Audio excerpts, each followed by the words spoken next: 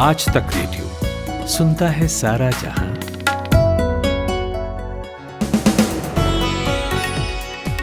नमस्कार, आदाब। मेरा नाम है जमशेद कमर सिद्दीकी और आप सुन रहे हैं आज तक रेडियो पर हमारा डेली न्यूज एनालिसिस पॉडकास्ट दिन भर। तारीख है 20 सितंबर और दिन है सोमवार और देश विदेश की ताज़ा खबरों के सटीक विश्लेषण के साथ हम आ गए हैं आप तक। तो किन खबरों पर होगी आज बात, चलिए जानते हैं। सबसे पहले बात करेंगे पंजाब की, जहां कैप्टन की विदाई के बाद सुनील जाखड़ का नाम भी सीएम की रेस में चल रहा था, लेकिन उनका नाम पिछड़ गया। इस बीच सुनील जाखड़ के भतीजे अजय वीर जाखड़ ने पंजाब किसान आयोग से इस्तीफा दे दिया है। तो क्या पंजाब कांग्रेस में फिर से बगावत की नींव पड़ रही है, जानेंगे। और उसके बाद आपको बताएंगे कि क्या है ऑकस डील, जिसको लेकर फ्रांस के प्रेसिडेंट इमैनुअल मैक्रों भड़क गए हैं। और इसके बाद जिक्र करेंगे पंजाब हरियाणा कोर्ट के एक फैसले के दौरान की गई टिप्पणी पर, जिसके मुताबिक अगर बाल विवाह के बाद 18 साल के होने पर लड़की इस शादी को अवैध नहीं घोषित करती तो बाद में उसे इस शादी से अलग होने के लिए पति से बाकायदा तलाक मांगना पड़ेगा। इस फैसले पर देश में बड़ी चर्चा हो रही है। हम भी जानेंगे एक्सपर्ट से कि क्या ये एक तरह से बाल विवाह को वैलिडेशन देना नहीं हुआ। और अंत में आपको बताएंगे कि पिछले 1 महीने से स्थिर होने के बाद क्या फिर से पेट्रोल और डीजल के दाम बढ़ने वाले हैं। होगा ये सब, लेकिन पहले सुनते हैं हेडलाइंस खुशबू से। पोर्नोग्राफी केस में 19 जुलाई से जेल में बंद राज कुंद्रा को आज बड़ी राहत मिली। मुंबई की सेशंस कोर्ट ने 50,000 के मुचलके पर उन्हें जमानत दे दी है। जमानत देने के दौरान अदालत ने कहा है कि राज बिना लोकल पुलिस स्टेशन को जानकारी दिए बिना शहर नहीं छोड़ सकते हैं। सपा बसपा के बाद अब कांग्रेस भी आगामी विधानसभा चुनाव के लिए राम की नगरी अयोध्या से अपने अभियान की शुरुआत करने जा रही है। कांग्रेस अयोध्या से प्रतिज्ञा यात्रा की शुरुआत करेगी। हालांकि इससे पहले कांग्रेस महासचिव प्रियंका गांधी उत्तर प्रदेश में पार्टी के लिए चुनावी माहौल बनाने के लिए 29 सितंबर से 4 जनसभाएं करेंगी। राष्ट्रीय महिला आयोग की अध्यक्ष रेखा शर्मा ने पंजाब के नवनियुक्त मुख्यमंत्री चरणजीत सिंह चन्नी के खिलाफ लगाए गए #MeToo आरोपों पर इस्तीफा मांगा है। भारत अगले महीने से विदेशों में वैक्सीन एक्सपोर्ट करना शुरू कर देगा। प्रधानमंत्री नरेंद्र मोदी 22 सितंबर को अमेरिका दौरे पर जाने वाले हैं। उनकी विजिट से ठीक 2 दिन पहले केंद्रीय स्वास्थ्य मंत्री मनसुख मांडविया ने आज यह ऐलान किया है। अखाड़ा परिषद के अध्यक्ष महंत नरेंद्र गिरी का आज अचानक निधन हो गया।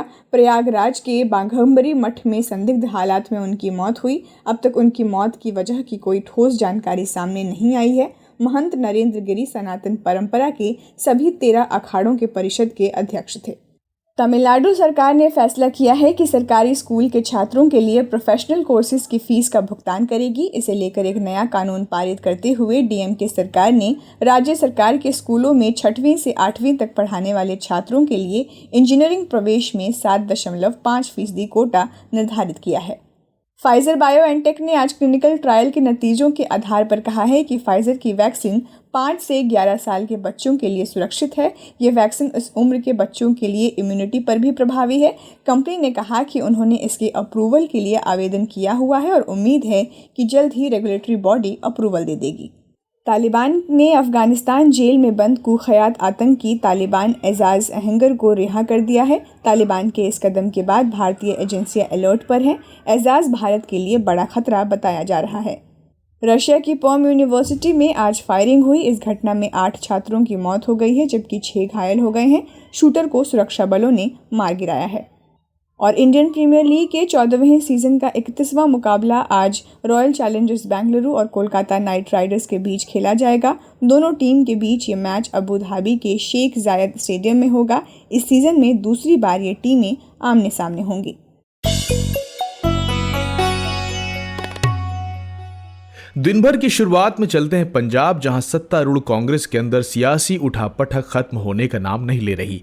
कैप्टन अमरिंदर सिंह को सीएम की कुर्सी से हटाकर चरणजीत सिंह चन्नी को राज्य की कमान सौंपी जा चुकी है। राज्य के पहले दलित सीएम के रूप में कांग्रेस के विधायक चरणजीत सिंह चन्नी ने सीएम पद की शपथ ले ली है।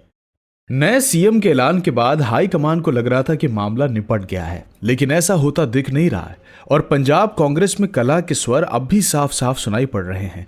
दरअसल पार्टी के पंजाब प्रभारी हरीश रावत ने कल कहा था कि चन्नी भले ही सीएम बना दिए गए हैं, मगर अगले चुनाव नवजोत सिंह सिद्धू की अगुवाई में लड़ा जाएगा।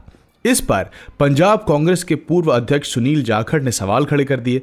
उन्होंने आज एक ट्वीट पर हरीश रावत को आड़े हाथों लिया। जाखड़ ने कहा कि मुख्यमंत्री के रूप में चरणजीत सिंह चन्नी के शपथ ग्रहण के दिन ही रावत का यह बयान हैरान करने वाला है। यह न सिर्फ सीएम के अधिकार को कमजोर करने की कोशिश है, बल्कि उनके चयन के पीछे के मकसद को भी खारिज करने का प्रयास है। अगर आपने पंजाब में पिछले दिनों के सियासी घटनाक्रमों को फॉलो किया होगा तो आपको पता होगा कि कैप्टन की विदाई के बाद सुनील जाखड़ का नाम भी सीएम की रेस में चल रहा था। यहां तक कि मुख्यमंत्री के पद के लिए वो कांग्रेस आलाकमान की पहली पसंद बताए जा रहे थे। लेकिन खेल विधायक दल की बैठक में तब पलट गया जब कांग्रेस एमएलएज ने उनके नाम का विरोध कर दिया और सुनील जाखड़ सीएम की रेस से बाहर हो गए। इस बीच सुनील जाखड़ के भतीजे अजय वीर जाखड़ ने पंजाब किसान आयोग के पद से इस्तीफा दे दिया। तो क्या पंजाब कांग्रेस में फिर से बगावत की नींव पड़ गई है? जो सुगबुगाहट है उससे तो ऐसे ही लगता है कि चन्नी स्थायी मुख्यमंत्री के बजाय एक मेक शिफ्ट अरेंजमेंट है, क्योंकि कोई नहीं कह रहा कि चुनाव उनकी अगुवाई में होगा। ये पूछा हमने पंजाब की पॉलिटिक्स को समझने वाले चंडीगढ़ के सीनियर जर्नलिस्ट विपिन पब्बी से। हाँ जी, बहुत ज्यादा हैरानगी की बात थी कि हरीश रावत ने ऐसा स्टेटमेंट दिया है कि जो चुनाव होंगे वो सिद्धू के नेता के अंडर ही होंगे। लेकिन थोड़ी देर बाद इसका रिएक्शन बड़ा स्ट्रांग आया सुनील जाखड़ से, जिन्होंने कहा कि फिर इसका मतलब क्या हुआ, इसका फायदा क्या है कि अगर आपने एक चीफ मिनिस्टर बनाया है और आप कह रहे हैं कि जो इलेक्शन है वो नवजोत सिद्धू के बैनर के अंदर ही लड़ा जाएगा। ये सिर्फ सुनील जाखड़ ही नहीं, ये काफी सेक्शन है जो कांग्रेस का भी, जो समझते हैं कि सिद्धू एक बहुत अच्छे नेता या जो फेस है वो बनने के काबिल नहीं है, क्योंकि उनको लगता है कि वो लोग उनको एज चीफ मिनिस्ट्रियल कैंडिडेट ज्यादा एक्सेप्ट शायद ना करें।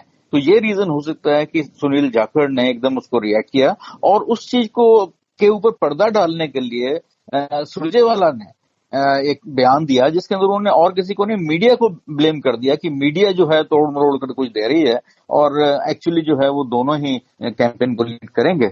लेकिन ये लगता है कि एक तरीके से इस पर पर्दा डालने वाली ही बात है, क्योंकि एक जो हरीश रावत का स्टेटमेंट था वो बड़े साफ शब्दों में उन्होंने कहा था और कई जगह पर रिपोर्ट हुआ, और अब उसको मीडिया पर ब्लेम करके ये कहना कि नहीं हमारा मतलब तो था कि हम दोनों जो हैं वही लीडर रहेंगे, ये कुछ ज्यादा विश्वास नहीं होता है इस स्टेटमेंट से। चरणजीत चन्नी पंजाब के पहले दलित सीएम हैं, तो क्या दलित मुख्यमंत्री पंजाब में एक गेम चेंजर कॉन्सेप्ट हो सकता है? क्योंकि शिरोमणि अकाली दल और बीएसपी अलायंस ने भी दलित समुदाय से डिप्टी सीएम बनाने की बात कही है और पिछले चुनाव में आम आदमी पार्टी ने भी कुछ ऐसे ऐलान किया था। जी, ये सही बात है कि 1/3 यहाँ के वोटर्स पंजाब के दलित समाज को बिलोंग करते हैं, लेकिन दलित कभी भी बहुत ज्यादा मेजर फैक्टर एज सच अपने आप में नहीं रहे। अब कांशीराम जो थे बीएसपी के फाउंडर, वो भी पंजाब से थे, लेकिन वो कभी पंजाब में बीएसपी को एस्टेब्लिश नहीं कर पाए। इनफैक्ट पिछले कई इलेक्शनों से बीएसपी कोई ज्यादा सीट्स भी नहीं जीत पाई है, और जो दलित वोट बैंक है वो दोनों में स्प्लिट है, कांग्रेस में भी और अकाली दल में भी, क्योंकि दलित सिखों में भी हैं और हिंदुओं में भी हैं। तो वो अलग से एक खास वोट बैंक तो ऐसा नहीं है, लेकिन इस बारी अलग अलग पार्टीज जो हैं उनको रिझाने के लिए लगी हुई थी, और सबसे पहल की है वो शिरोमणि अकाली दल ने की है, जिन्होंने एक समझौता किया है। उनका ब्रेकअप हो गया था भारतीय जनता पार्टी के साथ, उसके बाद उन्होंने एक समझौता बहुजन समाज पार्टी के साथ कर लिया है, जिसके मुताबिक वो सीट शेयरिंग बेसिस होगी और कुछ सीटें उन्होंने बहुजन समाज पार्टी को दे दी। तो उससे क्या हुआ कि आम आदमी पार्टी जो खुद एक कंटेंडर है यहाँ के लिए, पंजाब के लिए, उन्होंने कहा कि हम भी जो है अपना जो सीएम कैंडिडेट या डिप्टी सीएम जो है वो दलित कम्युनिटी से करेंगे। और उधर उससे पहले सुखबीर बादल ने भी ये अनाउंस कर दिया था कि हमारा डिप्टी सीएम दलित कम्युनिटी से ही होगा। उधर से भाजपा, जिसका कि बहुत कम चांस है, बल्कि कोई चांस नहीं है पंजाब में पावर में आने का, उन्होंने तो ये भी कह दिया कि हमारा जो चीफ मिनिस्टर अगर हम जीत गए तो दलित समाज से ही होगा। तो एक तरह की दलित राजनीति दोबारा से उठ गई थी पिछले 2-3 महीने में। उसके मद्देनजर कांग्रेस को भी थोड़ा सा प्रेशर था कि हम भी कुछ दलितों के बारे में बात करें, ताकि हमारा जो सपोर्टर्स हैं दलित्स में, वो हमारे साथ ही रहें। तो एक तरह से जो इनकी ये चॉइस है फाइनल चन्नी को चुनने की, उसमें ये बड़ा भारी फैक्टर एक तो रहा है डेफिनेटली कि ये दलित समाज से हैं, और इसका इंप्रेशन भी ये गया है कि देखो पंजाब के पहले ऐसे मुख्यमंत्री हैं जो दलित समाज से हैं, तो कुछ थोड़ा सा मार्जिनल उनको फायदा हो सकता है कांग्रेस को इससे। अच्छा, कैप्टन अमरिंदर के नेक्स्ट मूव को लेकर क्या कयास लगाए जा रहे हैं? अब तक उन्होंने जो बयान दिए हैं उसमें नेशनल सिक्योरिटी और पाकिस्तान का जिक्र आता रहा है, तो कैप्टन का अगला कदम क्या हो सकता है? कोई सिरा आप पकड़ पा रहे हैं? देखिए, कैप्टन को सबसे ज्यादा रंजिश इस बात की है कि अगर नवजोत सिद्धू को अगले चुनाव का मुख्यमंत्री का चेहरा कांग्रेस बनाती है, तो वो इसमें फिर पार्टिसिपेट नहीं करेंगे कैंपेन में।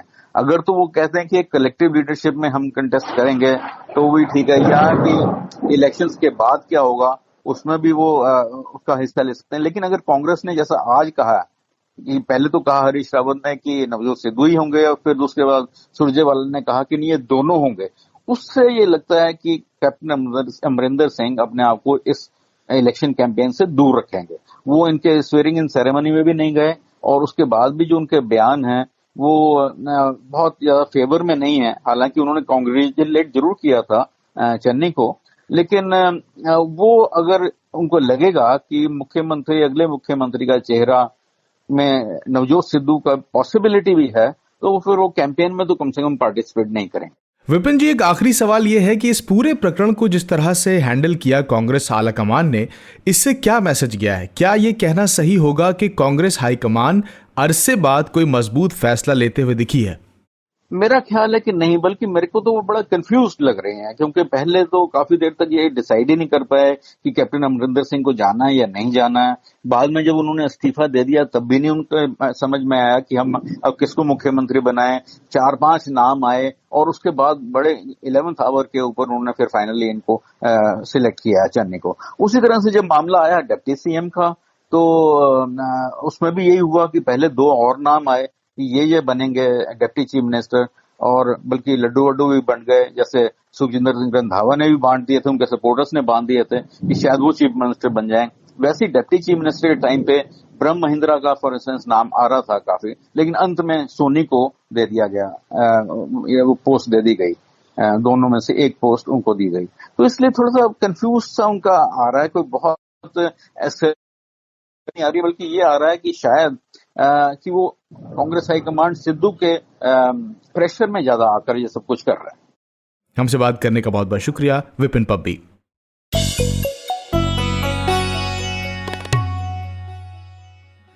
ये तो आपको पता होगा कि फ्रांस आजकल 3 देशों से रूठा हुआ है। तीनों ही उसके जिगरी थे, लेकिन अब ऐसी बिगड़ी है कि तीनों फ्रांस को मनाने के लिए दौड़ रहे हैं, मगर फ्रांस है कि मानता नहीं। ये 3 देश हैं, ऑस्ट्रेलिया, अमेरिका और ब्रिटेन। हालात इतने खराब हैं कि फ्रांसीसी राष्ट्रपति इमैनुअल मैक्रों ने अपने राजदूत ऑस्ट्रेलिया और अमेरिका से बुला लिए। इतना ही नहीं, इसी हफ्ते लंदन में फ्रांसीसी और ब्रिटिश रक्षा मंत्री की मुलाकात होनी थी, उसे भी फ्रांस की तरफ से टाल दिया गया। आपको पता ही होगा कि मामला क्या है। शॉर्ट में यही है कि ऑस्ट्रेलिया ने फ्रांस को पनडुब्बी बनाने का ठेका दिया था, लेकिन फिर अचानक रद्द कर दिया। इसके पीछे है ऑकस डील, जिसे ऑस्ट्रेलिया ने यूके यूएस के साथ साइन कर लिया। बस इसी से मैक्रों भड़क उठे और शांत नहीं हो रहे। तो हमने सोचा कि इस मसले को थोड़ा गहराई से समझा जाए। बात की हमने मोहम्मद ज़ीशान से। ज़ीशान अंतर्राष्ट्रीय मामलों के जानकार हैं, यूएस से पढ़े भी हैं, और काफ़ी वक्त वहाँ यूएन के साथ काफ़ी करीब रहकर इन्होंने काम किया है। तो ज़ीशान, ब्रिटेन, फ्रांस, अमेरिका तो ऐतिहासिक दोस्त हैं। क्या इस मामले से इस तिकड़ी में बड़ी दरार पैदा हो सकती है, एक बड़ा डैमेज हो सकता है जिसका असर कुछ सालों के बाद देखने को मिले? ये जो डिस्प्यूट हो रहा है, ये तो थोड़ा सा अनकंफर्टेबल डिस्प्यूट है अमेरिका, फ्रांस और ब्रिटेन के बीच में, लेकिन जितने भी अनप्लेजेंट और अनकंफर्टेबल है, मुझे तो ऐसा नहीं लगता है कि ये एक लॉन्ग टर्म डैमेज कर सकता है। क्योंकि अगर आप देखें तो फ्रांस और अमेरिका और ब्रिटेन के बीच में जो स्ट्रेटेजिक कन्वर्जेंस है, ये बहुत ही मजबूत है। ये 3 देशों को जो भी ग्लोबल इश्यू है उस पर 3 देशों बिल्कुल एक साथ जुटकर बहुत अग्रीमेंट के साथ काम करते हैं, चाहे वो चाइना का थ्रेट हो या फिर ग्लोबल वार्मिंग हो या फिर रशिया का थ्रेट हो। फ्रांस और अमेरिका और ब्रिटेन के बीच में उतना डिसएग्रीमेंट नहीं है, डिफरेंस नहीं है। तो मुझे लगता है कि ये लॉन्ग टर्म स्ट्रेटेजिक इंटरेस्ट के लिए थोड़ा सा कॉम्प्रोमाइज़ हो सकता है इन तीन देशों के बीच में। और जो भी आज हम डिस्प्यूट और डिसएग्रीमेंट देख रहे हैं इस मुद्दे पर, वो तो कभी न कभी बहुत ही जल्द मेरे हिसाब से ये ठीक हो सकता है।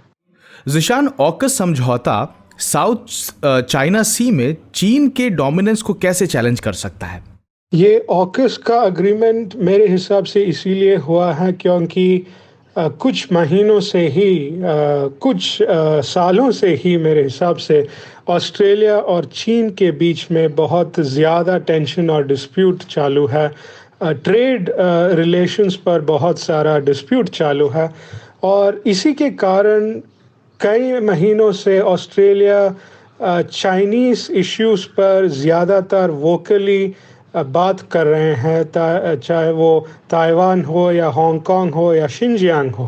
पहले सालों में ऑस्ट्रेलिया और चीन के बीच में ज़्यादा मजबूत, एक तरफ से देखें तो ज़्यादा मजबूत रिलेशंस हो रहे थे। ऑस्ट्रेलिया ऐसे मान रहे थे, ऑस्ट्रेलियन फॉरेन पॉलिसी का यही ऑब्जेक्टिव था पहले कि वो अमेरिका और चाइना के बीच में बैलेंस कर सकें, स्ट्रेटेजिक बैलेंस कर सकें।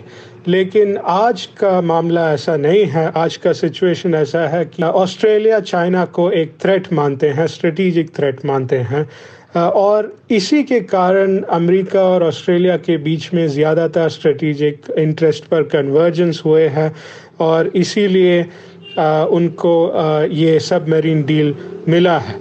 मैं मानता हूँ कि अगर ऑस्ट्रेलिया जो जोग्राफिकली देखें तो ऑस्ट्रेलिया पैसिफिक ओशन में है और चाइना के ज़्यादातर करीब हैं और चाइना से भी ज़्यादा साउथ ईस्ट एशियन कंट्रीज़ के ज़्यादातर करीब हैं।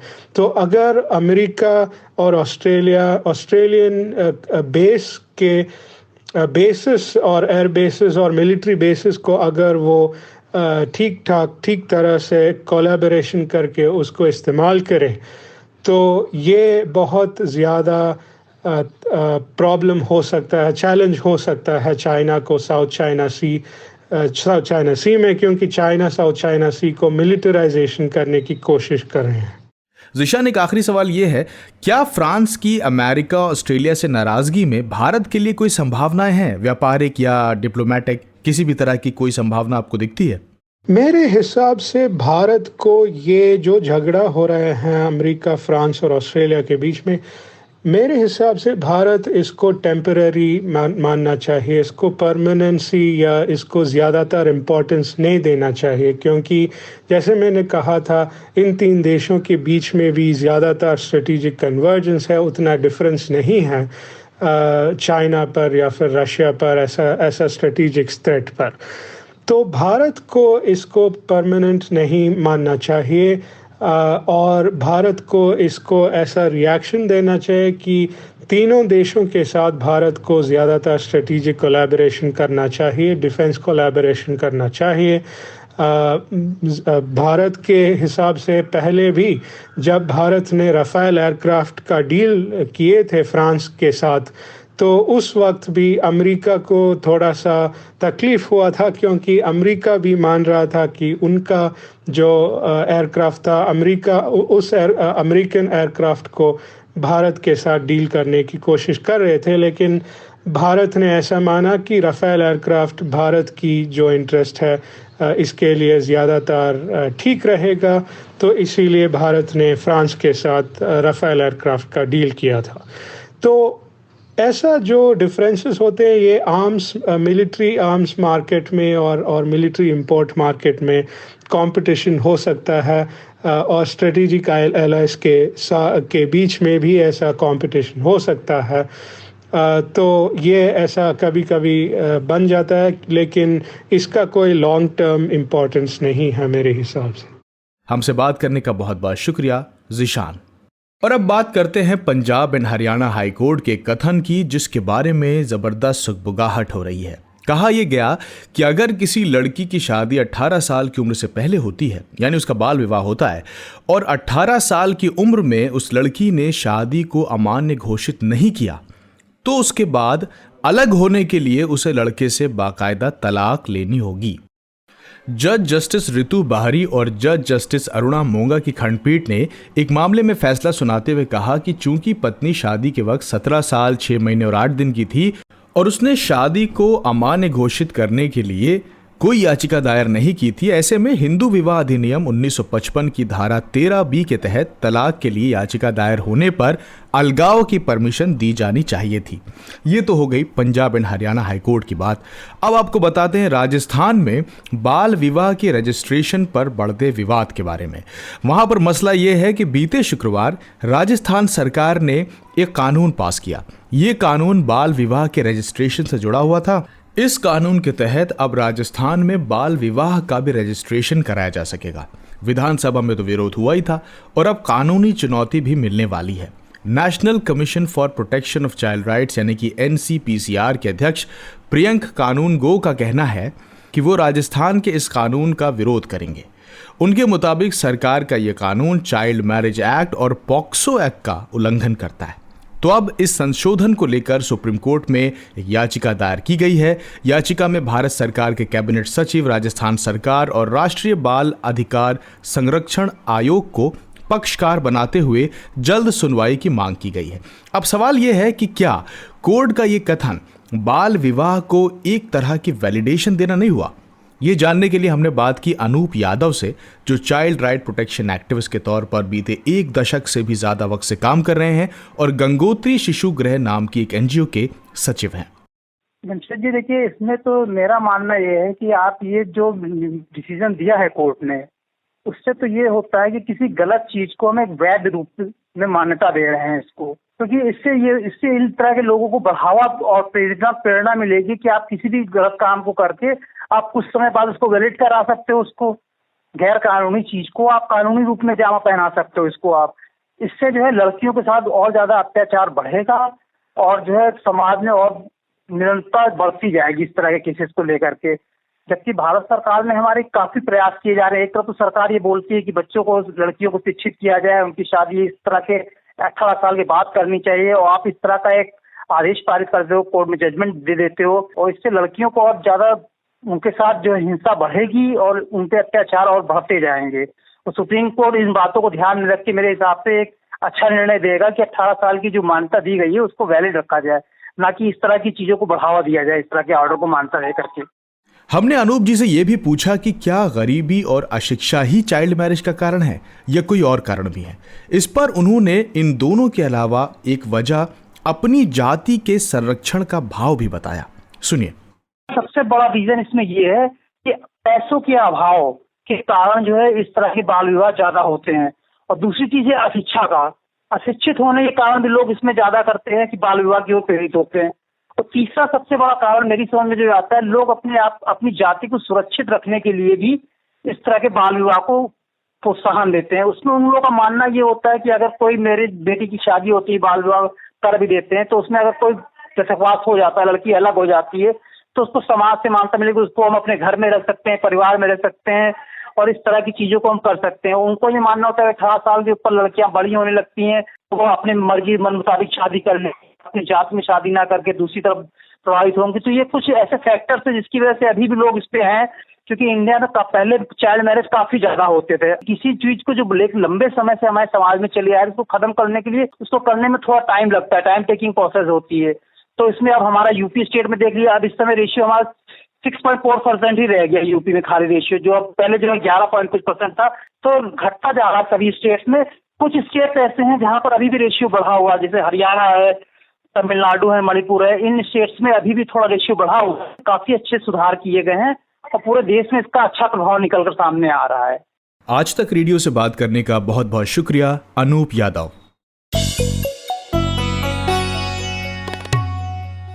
आपने सुना होगा कि कैसे तूफान से पहले सब कुछ शांत रहता है, पर जब तूफान आता है तो एक साथ त्राहिमाम मचाता है।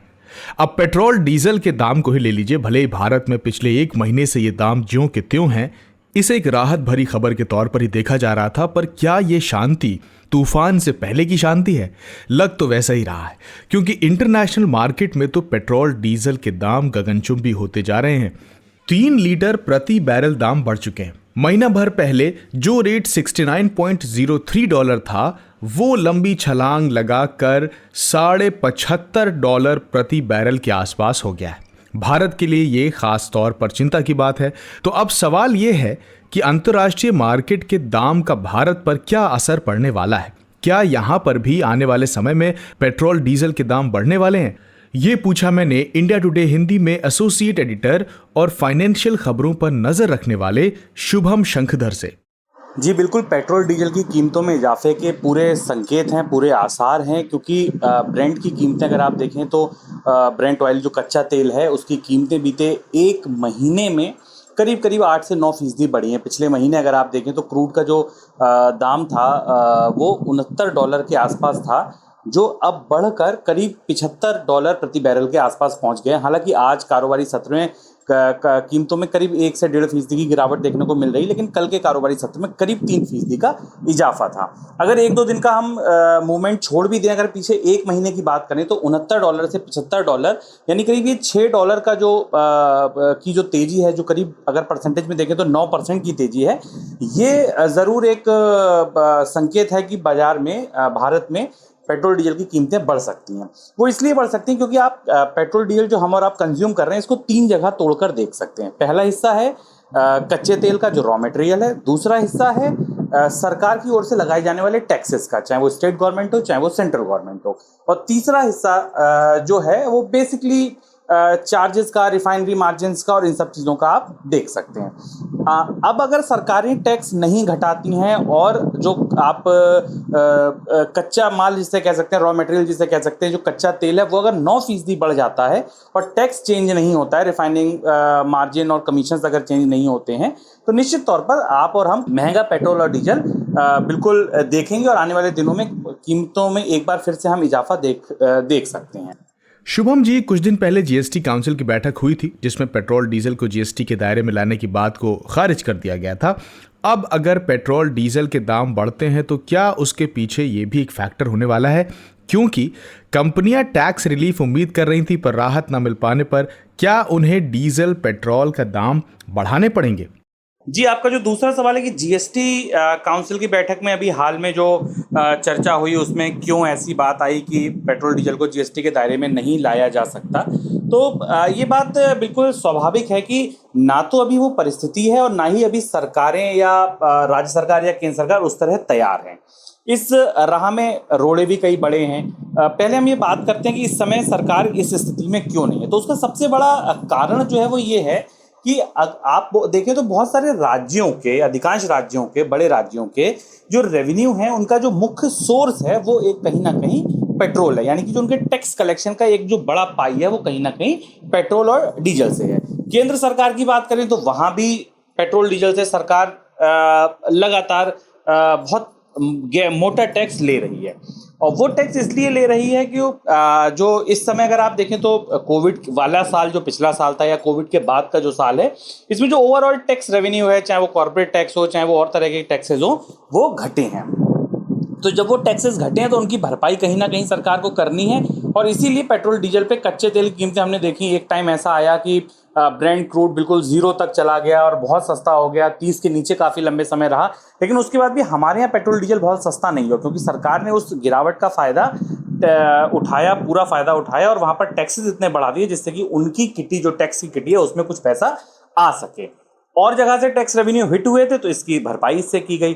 अब जब पेट्रोल डीजल अभी भी सरकार जब बहुत अच्छी स्थिति में नहीं है, तो पेट्रोल डीजल को जीएसटी के दायरे में लाना अभी शायद ना तो केंद्र सरकार के नज़रिए से उनके टैक्स रेवेन्यूज़ को देखते हुए, और ना ही राज्य सरकारें इस पर तैयार होंगी कि उनके जो टैक्सेस के मुख्य सोर्स हैं, एक अल्कोहल और एक पेट्रोल डीजल, इनमें से किसी भी चीज़ को जीएसटी के दायरे में लाया जाए।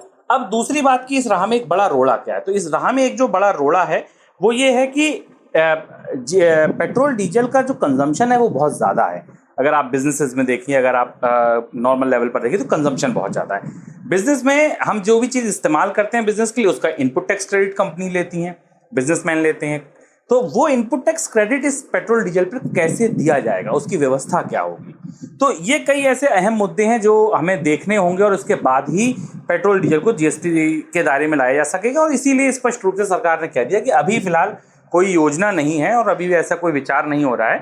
जीएसटी काउंसिल की जब बैठक होती है तो हम देखते हैं इस तरीके की खबरें आती हैं, लोग बताते हैं कि पेट्रोल डीजल जीएसटी के दायरे में आ सकता है, लेकिन अभी ये नीतिगत रूप से और ना ही ये समय है और ना ही अभी इतना आसान है इसको लाना, ये हमें समझना होगा। तो ये था आज का दिन भर पॉडकास्ट। आपको कैसा लगा हमें जरूर बताइएगा। हमारा पता है radio@aajtak.com। इस पॉडकास्ट की प्रोड्यूसर थी खुशबू और साउंड डिजाइन किया है कपिल देव सिंह ने। मेरा नाम है जमशेद कमर सिद्दीकी। आप सुनते रहिए आज तक रेडियो। नमस्कार।